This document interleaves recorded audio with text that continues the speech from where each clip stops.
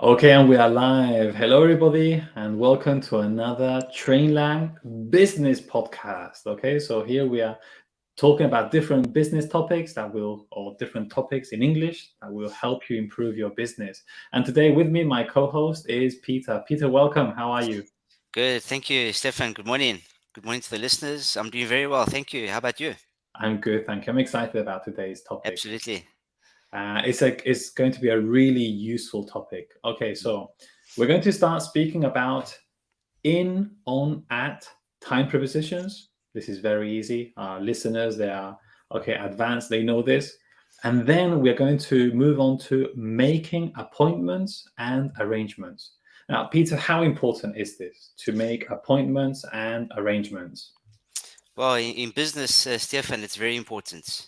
We need to remember that when we're making appointments in business English, it's very important to be clear and also specific about the dates, the time, and also the purpose of the meeting. So, using these grammar structures that we're going to practice this morning is going to help our listeners to do just that. That's true. It's Mm. very important. Imagine you make an appointment, but you were not clear, and then no one turns up, or they turned up a few hours before. It's frustrating. It's not going to be good for business. So yes, that's very important. Today we're going to look at grammar, we're going to look at vocabulary, and we're going to look at structure. So it's going to be a very, very good podcast. Okay, so let's start with the first one. We're going to start with the easy part, in, on, at. So Peter, when do we use in? So the preposition in, to help our listeners understand, is for like really big time periods. Mhm. That's used to indicate a general time period, such as a month, a season, a year, or even a decade. For example, we can say in January we'll be launching a new product line, or our sales have been steadily increasing in the last quarter. That's it. So yes, in for very big. Mm, We can say in summer, in even seasons, in summer, in spring, months, in January, in February. that's it. Okay, and as you said, in decades. For example, I could say in the 1990s, the company was focused on expanding globally. So in the 1990s, anything that's big time periods, that's in. Easy. Then, so we usually at Trainlang we teach this as an inverted triangle. So in for big time periods, and then we go slightly smaller, and it's on. So on we use for days and dates. Okay, so for example, if we're talking about days, on Monday, on Tuesday, on Mm. Wednesday, all of those, and then dates. For example, our meeting is on Tuesday next week. Okay. Any other examples that you could give us with on? Yeah, so we can also say the deadline for the project is on July 31st. Good. I like that example a lot because we said that for months we use in July, but July the 31st, this is a day, a date. Okay, so it's a small time period. So even though you started with July, you still used on. Mm. That's something that our listeners need to remember. Okay, not to be confused. It's a date or one day, so we use on. Okay. Another example, we'll be having a conference call on the 15th of next month. Okay, so we use days. Um, some days can be, for example, on your graduation day or on my anniversary. Mm. We can use those for special dates also. Okay, so we started with the triangle in big time periods, on smaller, and then at. When do we use what do we use at for, Peter? Well, this is more specific. It's like you speaking about the triangle right at the bottom. It Mhm. indicates a specific period in time. So a particular hour, a minute, or moment. Okay. So hour, minute, or moment. Could you give us some examples? Yeah, absolutely. We'll be arriving at the office at 9 a.m. sharp. Perfect. Sharp. I like that one. What does sharp mean? So sharp is like a specific time. You need to be on time. In other words, or you need to be sharp. Specific, yeah, but like 9. Very specific. You can't be 2 minutes late. Exactly. You have to be Exactly. there on time. 9 Another a.m. sharp. another example, the event starts at 6 p.m. So please arrive on time. Again, it's a specific point in time. Good. So at basically is for times. Yes. That's it. At 3:30, at 9 a.m. sharp. Okay, that sounds like something a boss would say. It sounds like a command. Yes, be there at 9 a.m. sharp. Don't be So late. don't be late. Don't you dare be late. Good. Okay. Now we've got a few extras here with in, on, at, and it's in the coming weeks. In the coming weeks. What does that mean, Peter? In the coming weeks. Yeah, so this is really like more of an abstract sense. In the coming weeks, we'll be discussing the budget for the next fiscal year. So, in other words, in the future, in the coming days, in the coming weeks, we'll be discussing the budget. Mhm. And this fits nicely with what we said. Yes, in for big time periods, bigger than That's days. it. So in the coming weeks, it could be in total a few months, okay, or 2 weeks. On average, then on average, for example, on average, we receive 50 job applications per month. Mm. So that's a hard one to explain. On average, so sometimes 40, sometimes 60, but around that number, around 50. Yes. I think a common expression I've heard also here in Spain is more or less. Is Más an o menos. expression, más o menos. So on average, more or less, plus minus. Good. And another one that I like, at present. For example, at present, our company is focused on expanding our customer base. So at present means at the moment. Okay. But it's more professional, at present, something that is going on right now. That's So we it. could use present continuous for this one. Okay, good. So let's move on to grammar. Now that we are talking about making appointments, arrangements. So there are two grammar structures that we could use when we are making arrangements. Could you tell us, Peter, what the first one is? Yeah, the first one is we use the future simple tense. This is a fairly easy tense to understand. We talk about a future appointments. We're going to use a future simple tense. And I think our listeners know how we form the future simple by using the auxiliary verb will, which is then followed by the base form of the verb. To give our listeners some examples, I will meet with you next Tuesday. So we see Mhm. the I will meet with you. We will discuss the budget at our next meeting. So we use the future simple tense when Yes, making appointments. exactly. Or Mm. she will arrive at the office at 9 a.m. And we need to remind our listeners that the future is it's not necessarily like present simple. Like if you forget to add the s, then it's incorrect. In the sense that sometimes there are different options, be going to, will, present continuous, It's it. and the meaning is very similar. It just depends really sometimes on what we're trying to say. But we can also use present continuous for fixed plans. Okay, when there is a plan and it's fixed, and we've made arrangements for that, we use a present continuous. For example, I am meeting with the client tomorrow afternoon. Okay, this is Yes. something that's a fixed plan. So this is going to happen. Or Another we are, yes, go ahead, Peter. No, no, no. I was just actually just thinking of another example there. We are discussing the project on Thursday morning, or we can contract it and say we're discussing the project on Thursday morning. Perfect, good. Or for example, Matthew and Jonathan are recording the next podcast next week. This is something that they are going to do. We haven't told them yet, but That's a surprise for them. we should let them know. Okay, good. So, Peter, how about we do a role play? We've Yeah, written out a role play here, how to make an appointment arrangement. We do this first, and then we go on to some useful expressions. Good. Yeah. Okay, let me start. Oh, we lost Peter there. He he must have lost connection. So then we move on to the useful expressions. Okay, the first one is suggesting a specific time and date. And Peter is back. Not sure what happened there. No problem. Things that happen with the internet.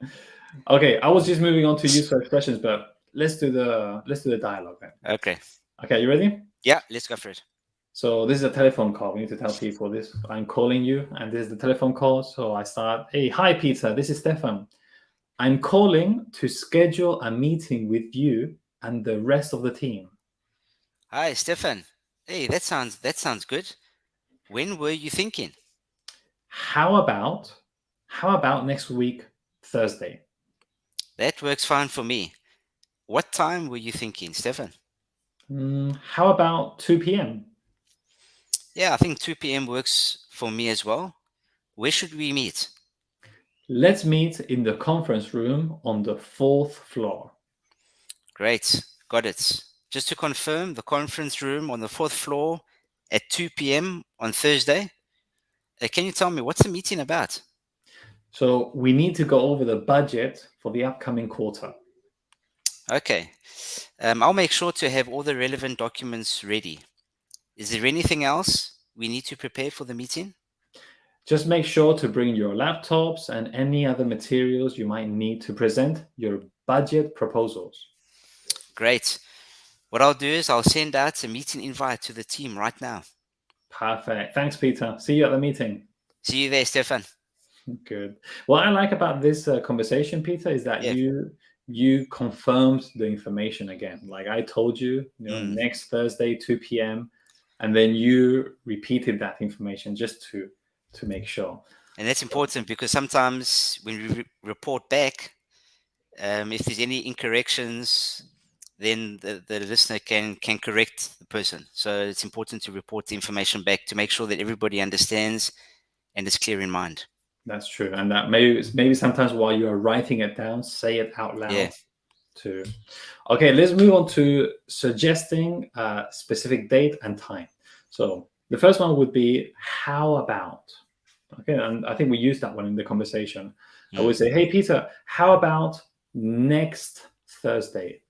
Or how about Wednesday, the 15th at 2?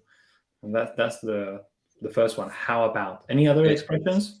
Yeah, one other one we can use is, for example, I could recommend a time and date. I could say, would next week, Thursday at 3 p.m. work for you?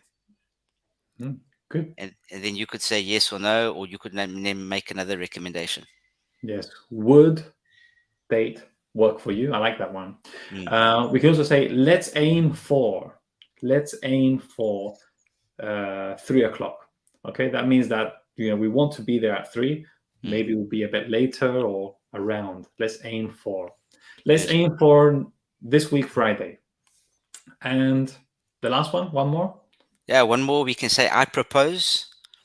So if they're asking for what do you propose, you can say I propose Friday at 12. Okay, good. So next one is responding to a suggestion. Okay, so I'm going to give you a few suggestions of dates and times, and I want you to respond to me. Okay, so I want our listeners to focus not on what I say, but on what Peter says. So Peter, how about we do our next podcast tomorrow at 9 in the morning? Hey, Stefan, that works well. That works for me. Good. That works for me. Good.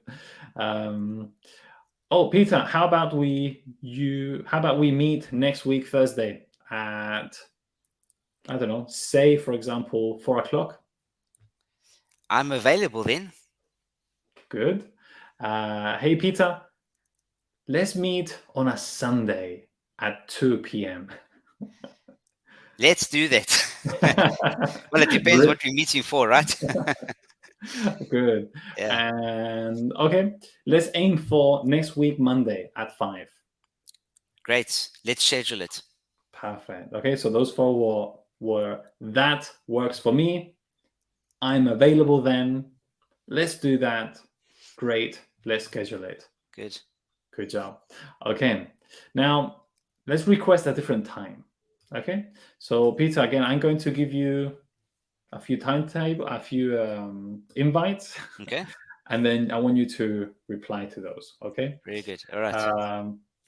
So Peter, how about we meet tomorrow for our next podcast? How about tomorrow at 3? Stefan, as I look at my schedule, I'm afraid I'm not available then. How about next week, Tuesday at 3 p.m. instead? Next week, Tuesday at 3 p.m. Unfortunately, I have a conflicting appointment at that time. Can we reschedule maybe for the following week? How about the following week, Monday? Okay, would it be possible to move it to that date? I think so. Yes. Great. Great. Okay, so these are when we are trying to reschedule. We can say, Yeah. I'm afraid I'm not available. How about?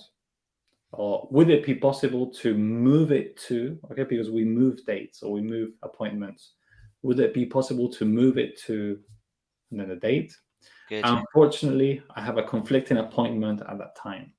Can we reschedule? And I think this is the basic one. Can we reschedule? Yeah. Okay. Perfect. Okay, now we're going to confirm location. So how can we do this? How can we confirm the location of the meeting or the appointment? So basically, we can use expressions like, where should we meet? Perfect. Okay. Let's meet in, and then we give the location. Let's meet in the conference room. Perfect. And the last one would be the meeting will take place at the conference room. The meeting will take place at Matthew's house. He has good coffee there, good biscuits. That's it. Okay. And from our conversation, we also had the purpose of the meeting. Sometimes, we need to say the purpose of the meeting. We can say the purpose of the meeting is to discuss the new budget, discuss new podcast material. Okay. Good. Yeah. Or we need to discuss how we will teach business English next year. Any other suggestions? Yeah. Also, we can talk about the agenda for the meeting includes, and then list the different topics. So the more information we give for the proposed meeting, the better we equip the attendees. That's Also, it. so we need to share information. Good. And then the last one, which is super important, when we finish a meeting, okay, so we've had our business meeting with somebody or conversation, we need to now finish the meeting. And a very important one would be thanks for meeting with me today, or thanks for your time today. So we thank them. Any other suggestions, Peter? Yeah, it was great to discuss business English with you. So we give the topic. And then the last one would be let's touch base again in 2 weeks' time. And this one is important. Let's touch base again, which means that we will get back together again and we will see how things are going and we will just keep up to date. That's okay? It's very good. to keep up to date with someone. But for me, I think the first two were the best ones. Thanks for meeting with me today. Thanks for your time. It was great to discuss this with you. Really useful. So, Peter, thanks for helping me out today with this podcast. Pleasure. You did a good job, Stefan. Let's I hope our listeners think the same. So, one last question. If our listeners want to have a business English lesson with you, or go over this with me or any of our teachers, where should they go? What should they do? Well, we really want to encourage our listeners to go visit www.campus.trainlang.com. There's a wealth of information there. Many teachers will be more than willing to spend time with our listeners to help them improve their business English. So it's a great site to visit. And we have to say that we are very flexible at Trainlang. What I like is that I've got students who want to learn business English, others who want to just need help with their exams at school, others who just want conversation. So we are very flexible and we adapt to what people need using the campus that we have and all the resources. So we encourage people, please visit the campus. And the first lesson is free. So that's a good one. Okay, Peter, thank you very much for Thank you, your help Stefan. today. I'll see you next one. All right. Bye-bye. Bye-bye.